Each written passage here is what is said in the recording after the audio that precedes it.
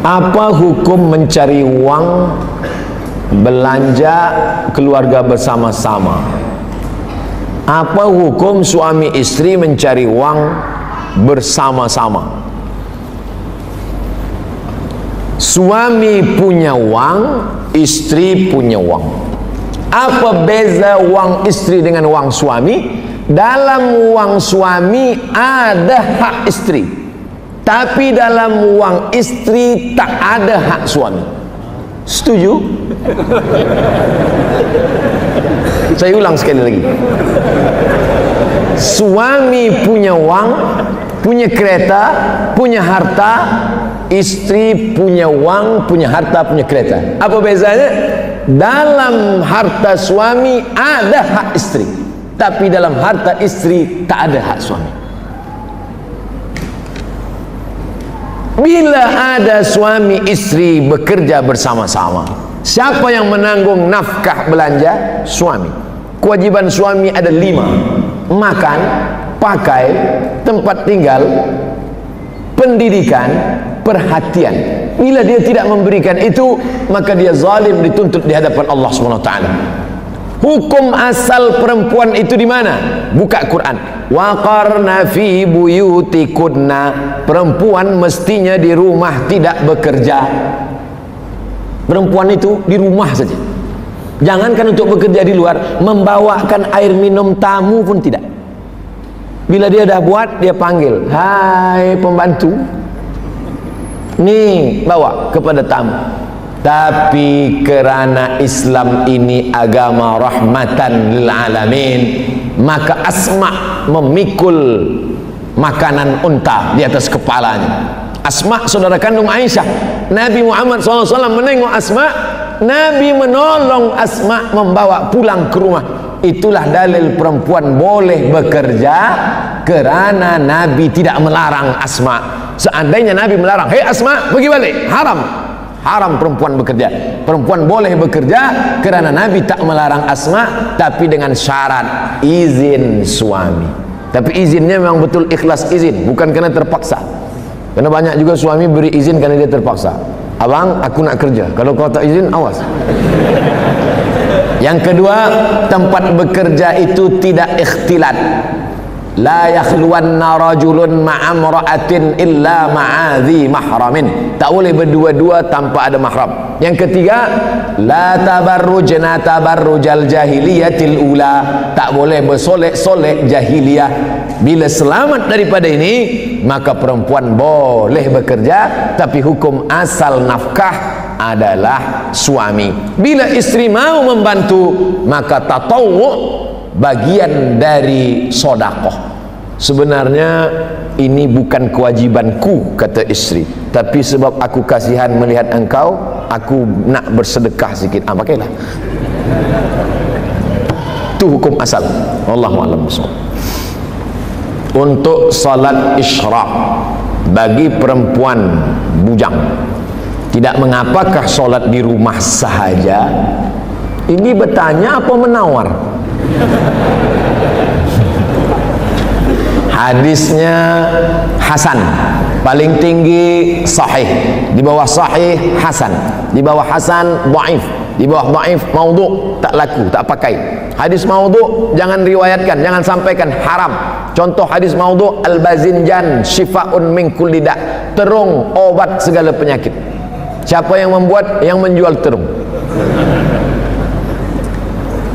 Man shallal ghadata fi jama'atin, sesiapa sahaja yang sembahyang subuh berjamaah, summa qa'ada, kemudian dia duduk berzikir mengingat Allah, hatta tatlu asyam, sampai terbit matahari, summa yusalli rak'ataini, kemudian dia salat sunnah 2 rakaat, kanat lahu ka ajri hajjatin wa umrah, maka dia dapat pahala seperti haji dan umrah. Sampai saat ini saya belum pernah membaca syarah ulama dari Sunan Tirmidzi. Hadisnya ada dalam Sunan Tirmidzi, syarahnya Tuhfatul Ahwazi, atau dalam kitab fiqh lain yang menyatakan boleh keluar daripada 3 syarat.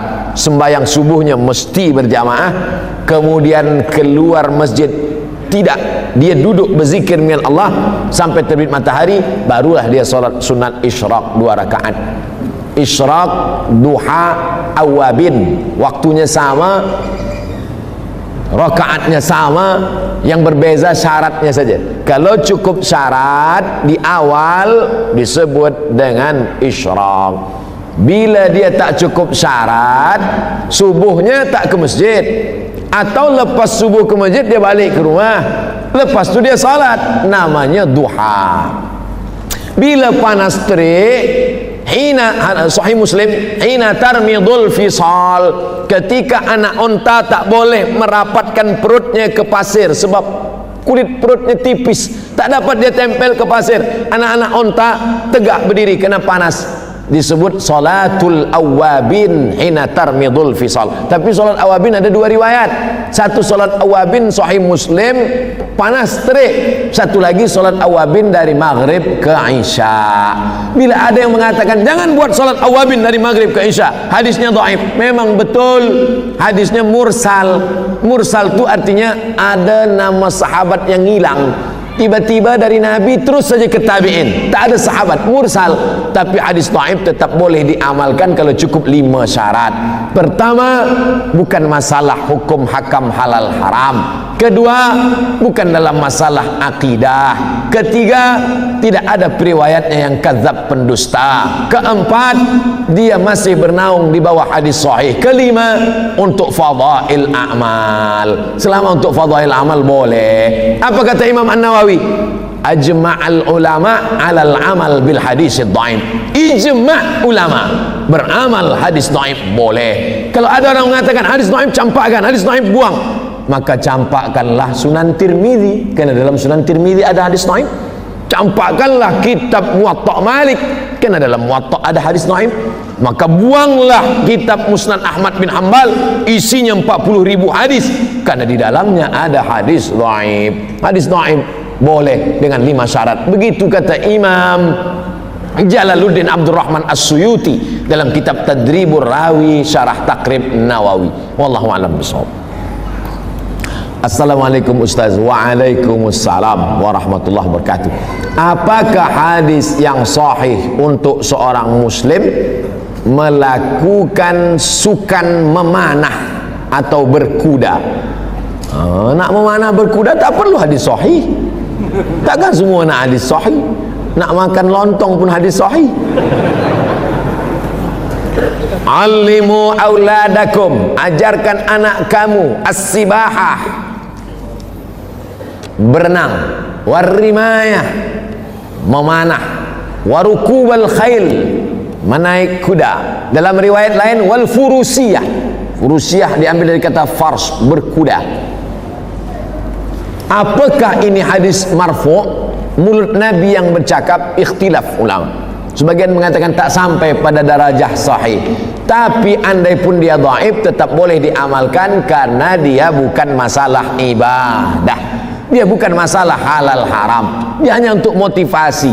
Tapi ini pun mesti saya jelaskan, saya tak ingin pemuda-pemuda pergi berenang di tempat orang asyik berenang, mamam cakap bercampur aduk ikhtilat lelaki perempuan. Awak kenapa berenang? Alimu auladakum as-sibahah.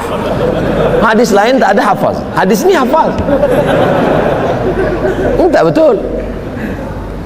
Tapi yang riwayat sahih, ucapan Umar bin Khattab. Umar bin Khattab menulis surat, dikirimnya kepada penduduk negeri Syam.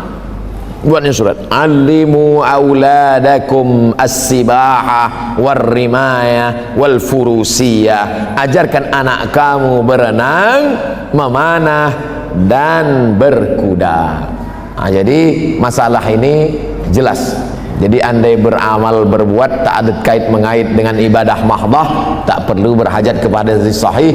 Ucapan perbuatan ulama, olahraga, sukan, maka ini baik sekali bagi pemuda-pemuda insya-Allah. Apalagi pemuda hawa nafsunya bergejolak, pergi berenang. Kita di Brunei Darussalam tepi laut, pergi berenang ke laut. Kalau sampai ke tengah bukan nafsu hilang, orangnya hilang sekali. Wallahu a'lam. Assalamualaikum Ustaz. Waalaikumsalam warahmatullahi wabarakatuh. Bagaimana caranya berta'aruf dengan ajnabi ajnabi yang tak mahram, tak ada hubungan mahram. Lelaki perempuan tak boleh berdua. La yakhluwanna rajulun ma'a imra'atin illa ma'a dhi mahramin. Ajnabi, dia nak kenal, ta'aruf. Bagaimana caranya? Ta'aruf, kalau sesuai ta'aruf, khitbah. Kalau sesuai khitbah, akad. Ta'aruf, khitbah, akad. La yakhtiba rajulun ala khitbati akhi. Tak boleh meminang perempuan yang sudah dipinang orang lain. Assalamualaikum Tuan Haji. Waalaikumsalam. Anak Tuan Haji sudah dipinang orang? Sudah. Saya nak pinang lagi. Berani berapa? Haram. Putus nanti silaturahim. Adapun khitbah, balik dari tazkirah, nampak dari jauh agak cantik, ditanya kepada masyarakat dekat masjid, anak siapa yang tadi pakai tudung apa? Saya tak nak sebut warna, nanti tahu pula. Oh, anak Haji fulan. Datanglah bertamu. Maka si lelaki ini bagi tahu kepada walinya, si wali tidak bagi tahu kepada anaknya. Sebab bila anaknya tahu tak jadi, nanti malu seumur hidup. Maka si wali panggil anak dia, panggil untuk membawakan air. Lelaki tadi duduk di tempat ruang bilik, ruang tamu. Dia panggillah anak gadis. Oh, fulanah binti fulan, cuba ambilkan air putih dulu. Dia bawa. Bawa lah tengok. Tengok. Begitu dia tengok, oh tak jadilah Tuan Haji. Rupanya saya nampak elok dari jauh. Dari dekat rupanya tak elok.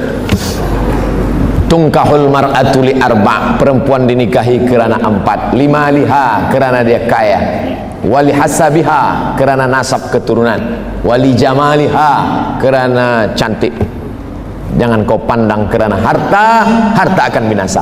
Jangan kau pandang kerana nasab, nasab boleh jadi akan berubah. Jangan kau pandang kerana cantik, hari berganti, musim berubah, wajah pun ikut berubah. Fazfar bidzatid din, pandanglah kerana agama.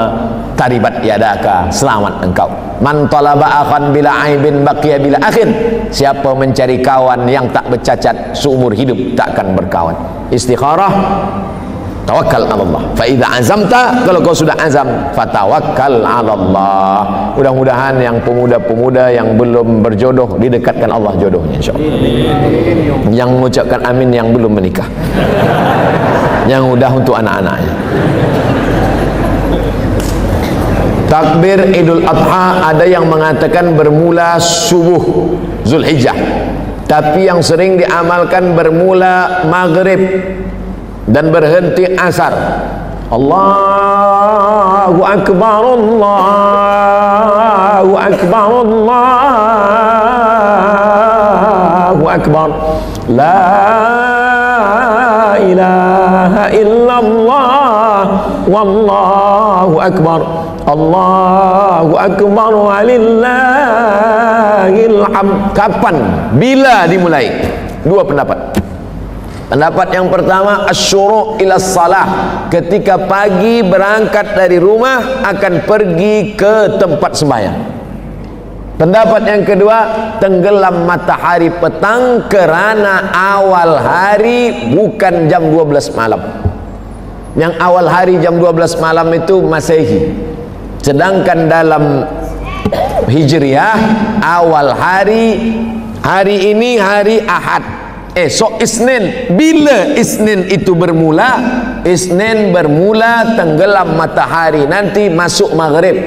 Pendapat yang mengatakan takbir diawali lepas matahari tenggelam kerana 9, 10 Zulhijjah itu berawal dari semalam, manakala matahari Sabtu tenggelam, muncul bulan, di situlah dia 9, 10 Zulhijjah. Itu dalil orang yang bertakbir. Di kampung halaman saya Idul Fitri bertakbir dari lepas maghrib. Idul Adha pun begitu juga. Tapi bila ada orang yang membuat takbir pagi akan berangkat, kita pakai yang diamalkan oleh majoriti mazhab Syafi'i adalah dari matahari tenggelam, lepas maghrib itu dia. Apakah takbir itu hanya selepas solat saja? Tidak. Bertakbir Umar bin Khattab di pasar, suk, tempat berniaga, hingga bergoncang tiang-tiang pasar tempat berniaga, bertakbir. Maka di rumah pun bertakbir, bertamu, tetamu diajak bertakbir. Tadi saya bertamu kepada sahibul bait, sahibul hajat, kami bertakbir dulu. Ini bertakbir ni amat sangat baik. Wallahu a'lam bishawab.